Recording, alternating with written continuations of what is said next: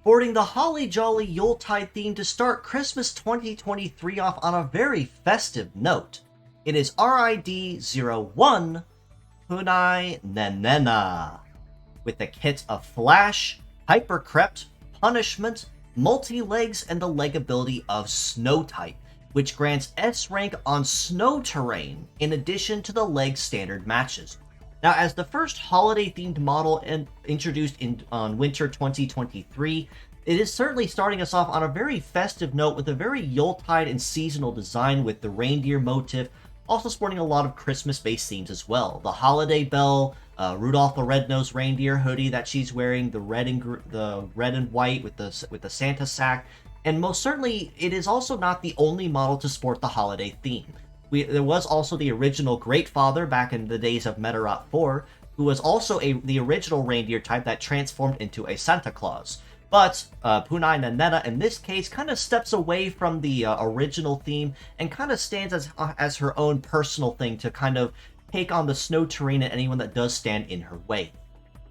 Flash on the head part is an ailment-based skill that basically serves as more or less a Deathlock light, but how it works is that upon attacking the target and flashing them with a bright flash of light, naturally, it will force them to turn around and start their cooldown phase wherever you catch them. So this can mean if you just barely outrun them to the center line, you effectively waste their turn much like you would Bug or Virus, but it also comes with an extra caveat. During their cooldown phase and their next heat phase, and basically their entire next turn, they are unable to dodge or defend, guaranteeing that every hit will land and every hit is going to be a critical hit on top of that. I have seen this very, very often in competitive meta for the last year or so now, maybe just a little longer than that, but explaining what it does, it works very powerfully with Sujigiri, which grants a damage bonus of triple damage if you catch a foe on the backside. So more often than not, you'll see both of those moves paired together very commonly in competitive PvP, and for this reason, it is a very powerful skill to be had. Right Arm of Hypercrept is a support-based skill that will grant 2 random buffs to everybody across the team. These buffs can be something as simple as Shoot Boost, Mobile Boost, Radar Sight, Guard Boost, Conceal, or something of the like, but it's also 2 buffs at random, which means it can be stacked multiple times through the duration that the buffs remain. But just bear in mind that if anyone is packing Buff Trap or Effect Clear, the more of these you have, the more punish damage that you are going to take. Punishment on the left arm, in a relatively new skill that we've started seeing more and more recently, comes with a couple rather interesting caveats. The first of which is that if you catch a foe from the front side in their heat phase, you'll be dealing times 1.5 damage to them. Inversely, if you catch them in their cooldown phase, you instead will be dealing half damage to them. In addition to this, regardless of whether you catch them in their heat phase or their cool phase, Punishment also has the opportunity to inflict 1 of 5 random negative ailments to that particular target when attacking them. And because these ailments are random, it does mean that you can spam more than one at a time, ranging between Virus or Metaphor Seal or even Thunder or Fire or even Wave. I think was the fifth one,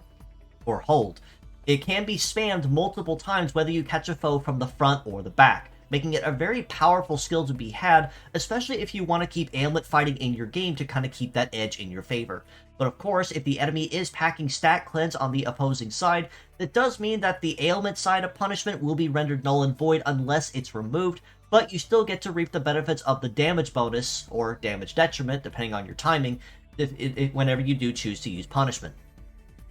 Multi-legs means that Punainen and Nena will have relatively solid coverage across most terrains, as multi-ped legs tend to usually have the next best terrain coverage when it comes under biped when it comes to terrain compatibility, but at the cost of being ever so slightly slower in some cases, or maybe a little tankier, or even not as having as many S rank or A rank as say biped would be. But her legs in particular actually tend to change things up a little bit. The Snow-type leg ability grants her mastery on Snow-type terrain, which no leg types have a mastery in whatsoever, excluding anything at A rank such as, say, Float legs, which has A rank across the board. This means that while everyone else will be struggling on the very uneven snow-based terrain, Nennena the reindeer will not have any struggles at all, and in fact be actually excelling running back and forth across the terrain, inflicting punishment or applying buffs to her party, depending on which flavor suits her taste. When it comes to her stats across the board, she is relatively solid across the board with armor and power and mobility as well. With leg mobility at 811, she is honestly off to a pretty solid start with good base mobility, and that's not including any terrain or Meta-Rodder bonuses on top of that. And a heavy limit of 2 is also very nice to have as well. An evade of 1040 isn't too shabby, as it means that she will be able to dodge or graze relatively well, unless they absolutely have a total crack shot or an eagle eye with their incoming blow. A melee resist of 1227 is pretty solid, as it does mean she can most certainly hold her own up close and personal, as expected of a reindeer type in particular. A shoot resist of 807, it's not terrible, but it could definitely be better as well. Just exercise a little caution when fighting that enemy sniper that's trying to take pot shots at you. And a defender or healer on hand most certainly would probably come in handy to keep the damage as low, or even keep her as healthy as possible, as long as she remains on the field. Her armor at 3750 for the head, 3100 for the right arm, 3300 for the left, and 4200 for the legs means that she is sporting a pretty healthy HP pool across the board, and pretty hardy at that. So it does mean that even in the snowy wastelands of snow-type terrain, she can certainly hold her own up close and personal, as well as from the terrain itself to keep her going on the field as long as possible. All this being said though, as a pure set score, I still do have to rate her pretty middle-of-the-road 6.5 out of 10, and this is for a number of reasons. Albeit the multi-legs with snow terrain is a fantastic advantage that puts her a step above or even a couple leagues above most others, Flash and Punishment are kind of like antithesis to each other. One kind of requires you to catch the enemy from the front, the other requires you, if you want to benefit from it, to catch a foe in the front as well. And one of them basically forcing the enemy to turn around, and if the enemy is turned around, you don't deal nearly as much damage, albeit you will still be inflicting the ailments if stat cleanse is not applied. Flash and Punishment still do kind of like to interfere with each other based on how I'm seeing it at first glance, where Hypercrept is kind of like that free wild card that she can use, so if she can't use Flash or Punishment feasibly, she can instead resort to his more support-based role and start buffing the team with some random buffs and keep them going a little longer.